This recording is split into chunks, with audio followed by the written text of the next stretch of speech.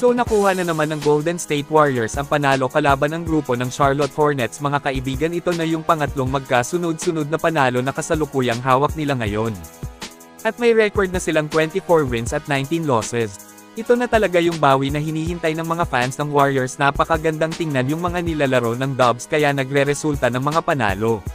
Sa laban kontra Hornets ay nagawa ng Dayong Kupunan na limitahan sa pagpuntos ang greatest shooter, kung saan 14 points lang po ang naitala ng GOAT shooter sa larong ito.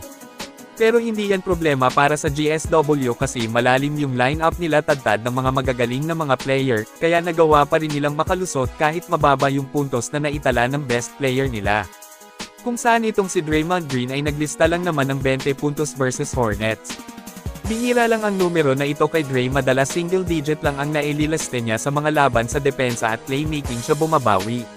Sa laban kontra Charlotte ay kumana si Green ng mataas na numero kasi napansin nga naman siguro natin na ang depensa ng Hornets ay nakafocus lang kay Stephen Curry.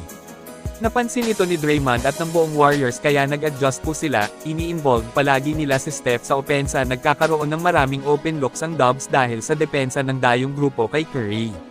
Dito natin masasabi kung gaano kinakatakutan ng mga coach si Steph na para bang ang greatest shooter lang ang kanilang kalaban.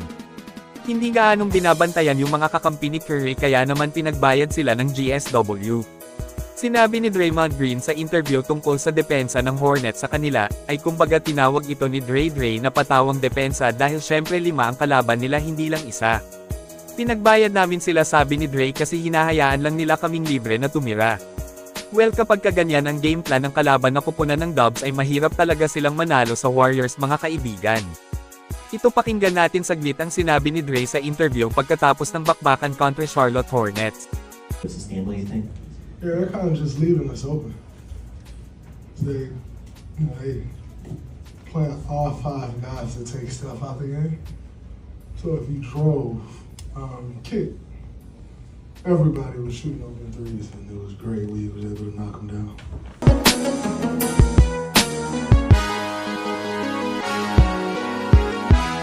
Samantala, bago tayo magtapos ay sipatin po natin ang ginawa ng Warriors sa bakbakan versus Hornets.